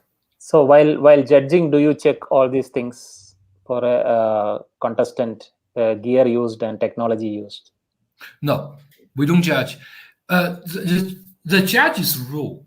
See, the judge's rule is like this. For instance, when you submit image to the judging committee of a big competition, first the judges do not look at the image. First, there will be the frontline workers. They will go sift. Number one, if your image is too big or too small, you will be disqualified. If your image have the logo, you will be disqualified. So to get rid of those things first. So when the judging, I don't care he's using Canon 7D or he's using a Canon 1DX Mark III. I only judge according to the image itself and the merit. Okay. So we don't check that. But then when you go into the finalist, you only have like 5-10 images. Sometimes they will check your gear, not the judge. Judge never check your gear. Judge only give the score and leave. The organization committee or judging committee will check your gear because I have seen an image. It looks so natural, but it is a composite image. So that image do not have EXIF file, and they ask the maker to provide it. The maker just cannot provide the image with EXIF file. So, but yes. When we judging photograph competition, we only judge according to the image, the pictorial value, not the gear used. Okay. Another question which you have already answered: how much editing can one person do to an image to enter in most competition? Well, see the previous talk. Yeah. Another question is, you said about calibrating monitor, but if the judges are using projector to judge an image, most of the projectors do not display the colors correctly. How is it handled? No, that's not right. For instance, if our club is hosting a photographic competition, the club will organize the color calibrated projector, because the projector we are purchasing, by definition, if you look at the, you guys do not have access, CAPA actually, for the club, if you're hosting a photographic competition, the projector you use must be 85% and up sRGB and can be color calibrated. So there are 5, I think, but that was like 7-8 years ago. Epson have 3 model, BenQ have 2 model, and another one is, I forgot another one's name, okay? Same. The most expensive projector is designed for playing best sound and best color of Avenger 4, not for photographic competition. Okay. So the color, if you want to project the correct color, you must to buy 85% and up sRGB color space, color calibratable projector to use it. Look into Epson. Epson have more. Epson and BenQ. Even when I buy a laptop, I'm using Lenovo X1, and this is 99% of sRGB. And after I purchased I use my Spider 5 to calibrate it. It's perfect. So you have to, when you buy this equipment, you have to have that in mind. Okay. Even though this is with reference to that ground hornbill, the example you showed to reduce the contrast of the background. Remember? Yes. Yeah. Yes. So even though the photo looks same, why blurring is not allowed? If it is allowed to change the contrast. That I think when you change the pixel is when you change the, because blur will change the how to say it, the blur will change the pixel's physical characteristic. So basically it's not an image anymore, right? When a scene is like a canvas, imagine something that's no pixel. That's not an image. That's just a canvas. So that's all I can say. And also, I do not make the rules. I just tell you the rules is like that. Yeah. Is it allowed to do focus stack or bracket multiple images and combine them in Photoshop? Different competition have different rules. Even for salon is very how to say it. For salon competition is has a development. 7-8 years ago, focus stacking is not allowed. Even the exposure bracketing is not allowed. But right now, I think focus stacking and also, I know exposure bracketing combination HDR is allowed. Focus stacking, I'm not sure. Okay, panorama, even until right now, for the salon, stitching of panorama is not allowed. But if you check BBC, they allowed everything. They allowed the focus stacking, they allowed exposure composition, they allowed the stitching.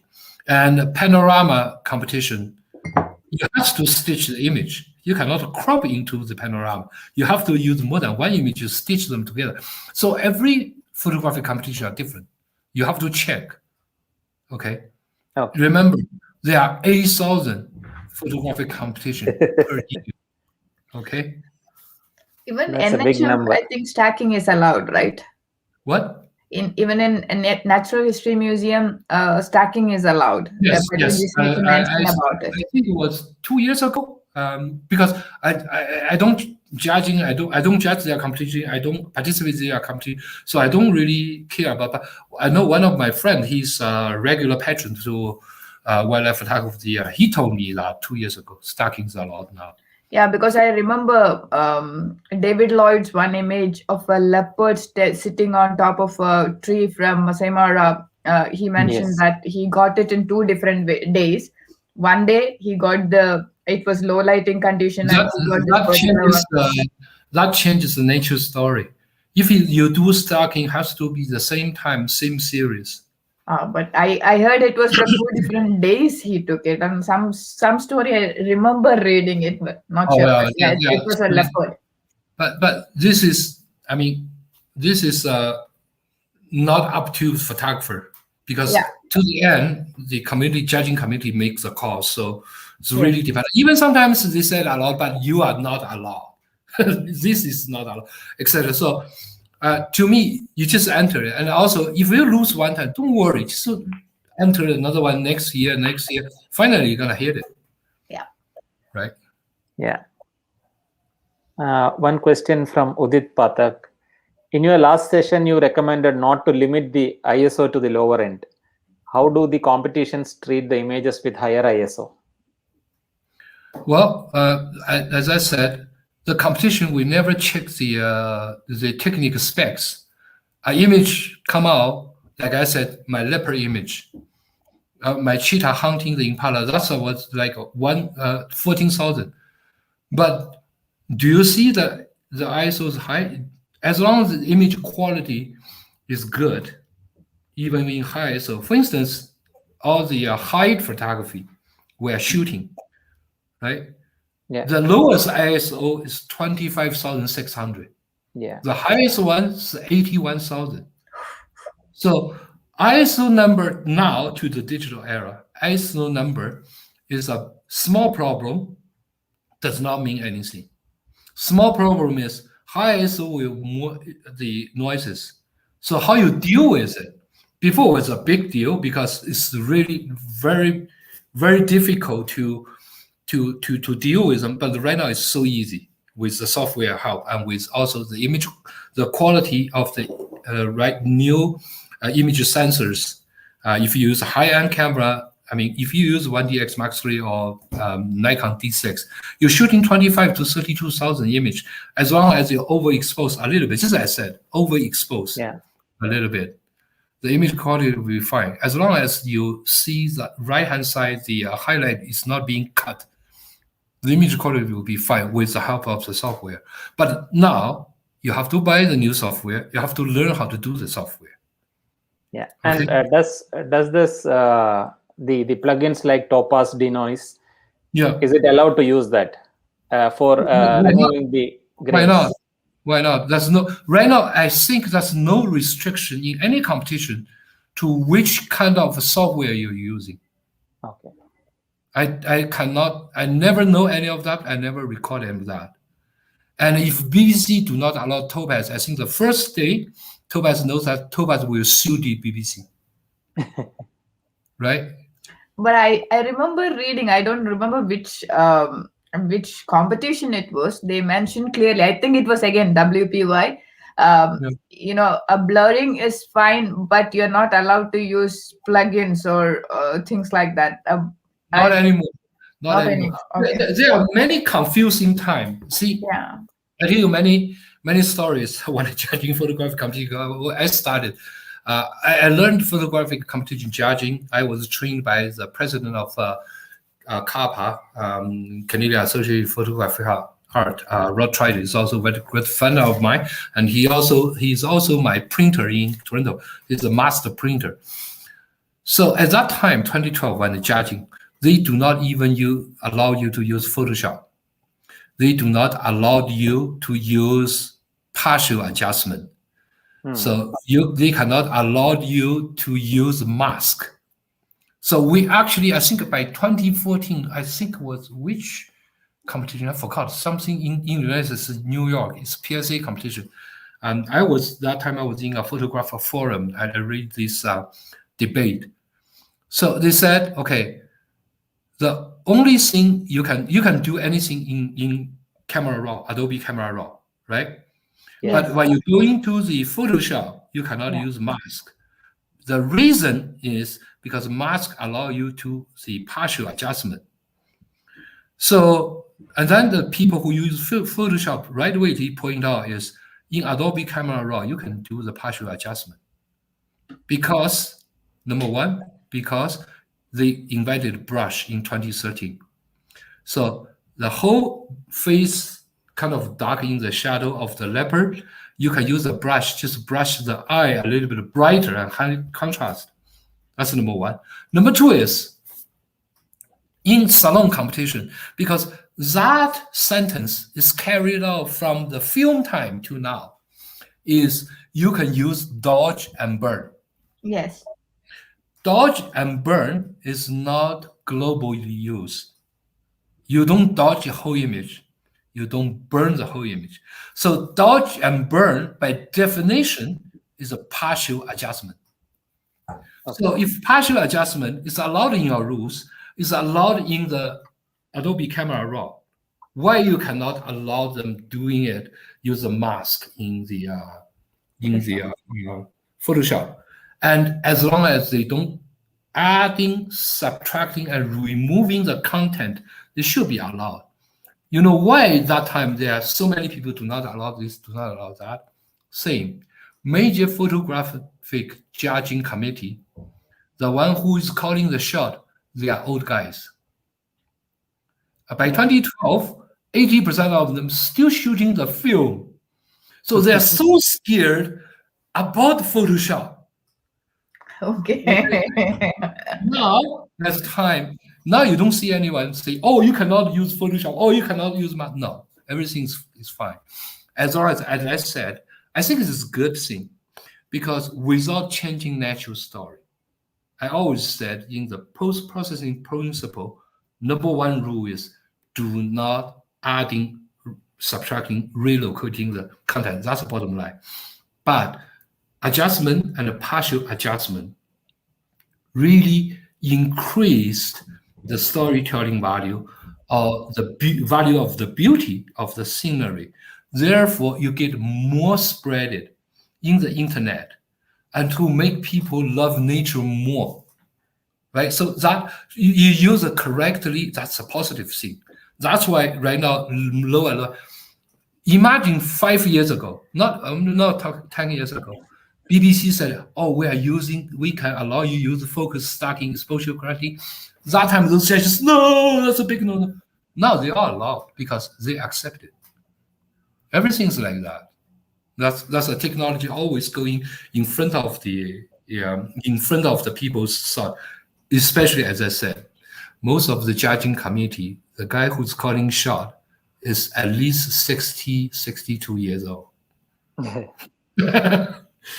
So at that time, now I'm not quite sure. I don't judge anymore. Go ahead. We have one last question, in fact, from Abdul Hussein Ezi. You mentioned previously that every wildlife photographer is a self-taught photographer. I'm an entry-level photographer. So what are the most efficient ways to learn?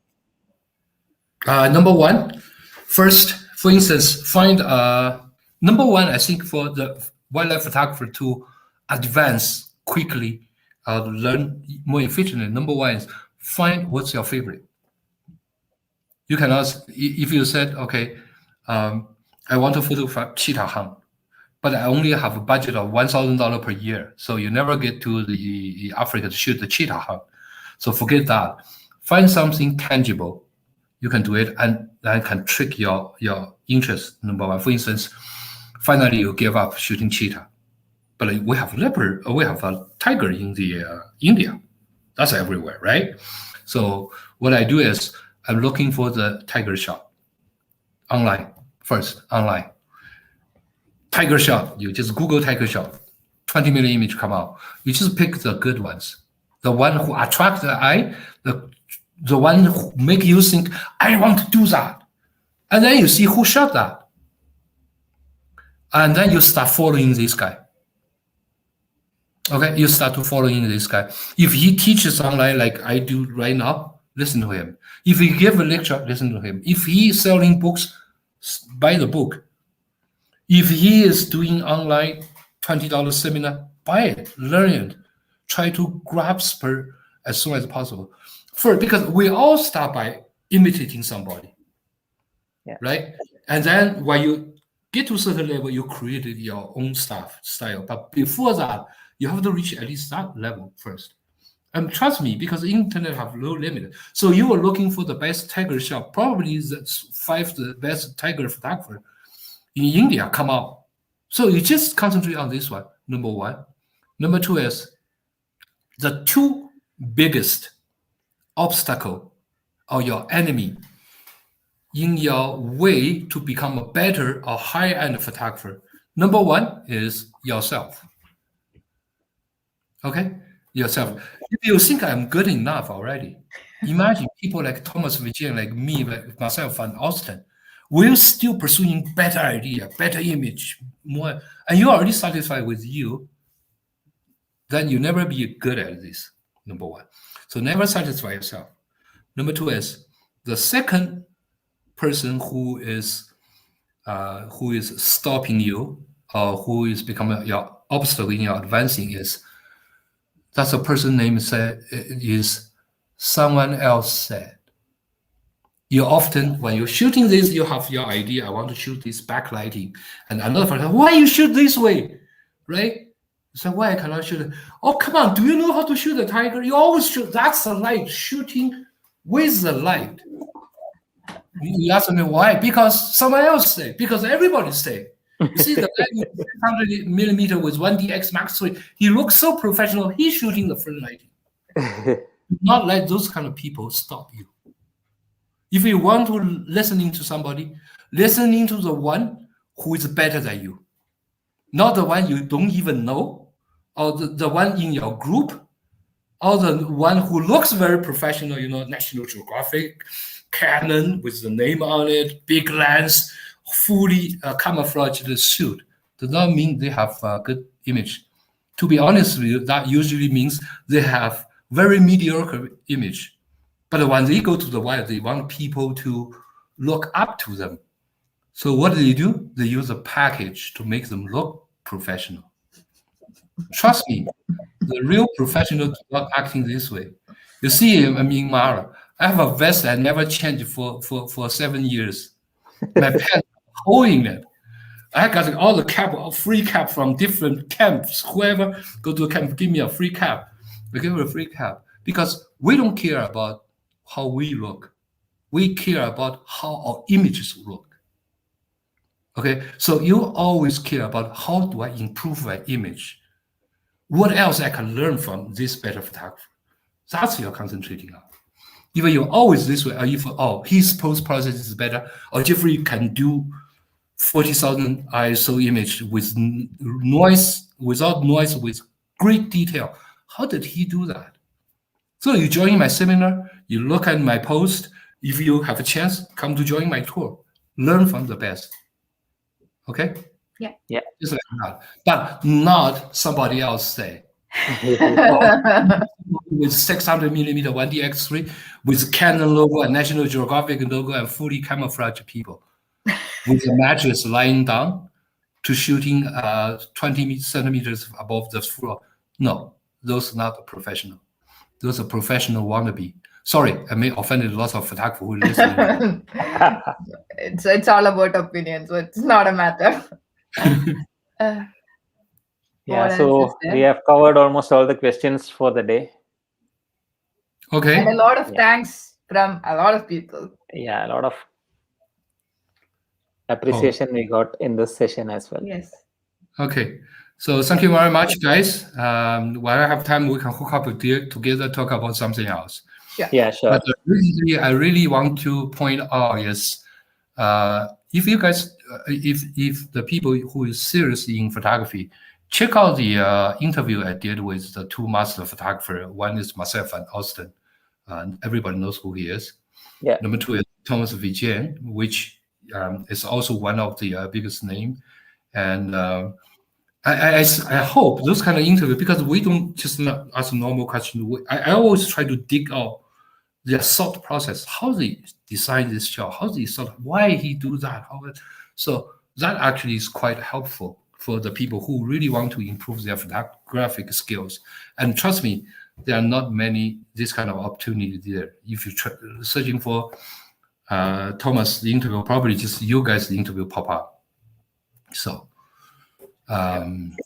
yeah, and that's it. So thank you very much, guys. Yeah, go ahead. I'm just sharing your YouTube channel on our comment section. Okay. Yeah, so that people can so reach that out everybody can go and visit. What, YouTube? Yeah, your YouTube. My YouTube. Yeah, the interview. Yes, that's good. That's good. Great. Yeah. I have shared it in the comment section so that everybody can go and visit. Yeah, the myself, I'm cutting the second one, third one should be out within 2-3 days. Yeah. Okay. Yeah. Thank you, guys. Until next time. Thank you so much. Bye-bye. Bye. See you. Yeah. Another amazing session by Jeffrey. I'm sure a lot of people have got most of the answers which they were looking for. So yes, that was awesome. As always, he's a very good speaker. He gives share his knowledge without any barriers, any hesitation. That's why, I mean, that's one reason we definitely love him the most. And because there are, I mean, very rarely people say, no to share their knowledge. But when it comes to this guy, he's without any hesitation. In fact, he even offered more and more opportunities or more and more options to share his knowledge. We have a very good comment from Abdul Hussain. I have observed many photographers and listened to many webinars, but this learning experience was totally different. Big thanks to Posters and Mr. Jeffrey for this webinar. Thank you, guys, and we're really happy to know that you're enjoying our sessions. So, and that definitely gives us a happiness of that we are on the right track. Yes. So, who is next, Hermi? Any insight? Next is a surprise which I haven't confirmed yet. Okay. For coming Friday or Sunday, we'll have somebody from India. Okay. I'm just working on that. Okay. I'll be updating soon. Okay. Yes. Then another thing is, yeah, we have some good news is going to come up, hopefully in another week or two, Hermi. Yeah. Okay, I'm just putting a little bit of curiosity story over here, but yes, we are going to come up with another great opportunity for all of us. Yeah, all I'll be hopefully I'll be leaving to Masai Mara this week, so Yeah. we'll update everybody once I'm there. Yes. Yeah. Some news. Some. Udit is saying I was already prepared for this one to get extended. Yeah, let's see what if you have any other suggestion we can ask to Jeffrey. Please inbox us so that we can not just Jeffrey. If you have any specific photographers in your head, or if you have any specific topic you would like to us to address. Sandeep, the graphite and paper, you have given us a list of photographers. Okay. Unfortunately, most of them are not responding. Like Okay. a lot of them are big names. So let's see. Yeah, we'll bring. We are doing our best now. Yeah, we whoever we are bringing, it will be of helpful to everyone. That we will make sure. Yes. All right. Yes. So yeah, don't forget we are still in the pandemic state. So please make sure you're using all the safety measurement and you are keeping the double layered mask as well as keeping the hand sanitizers with you and keeping social distance. Take care, please. Yeah. So let's say bye for the day. Yes. We'll and meet take you care. soon. Wish you a wonderful day or night. Yes. Yeah. Bye-bye.